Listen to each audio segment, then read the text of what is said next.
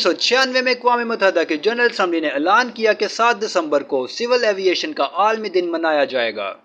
ये दिन बैनुल अक़वामी civil aviation organisation की जानिब से 7 दिसंबर 1994 से मनाया जा रहा है। बैनुल अक़वामी शहरी हवाबाजी के कन्वेंशन पर दस्तखत की 50वीं सालगिरह है। इस दिन का मकसद हवाबाजी, खास तौर पर बैनुल अक़वामी हवाई सफ़र की अहमियत को तस्लीम करना है।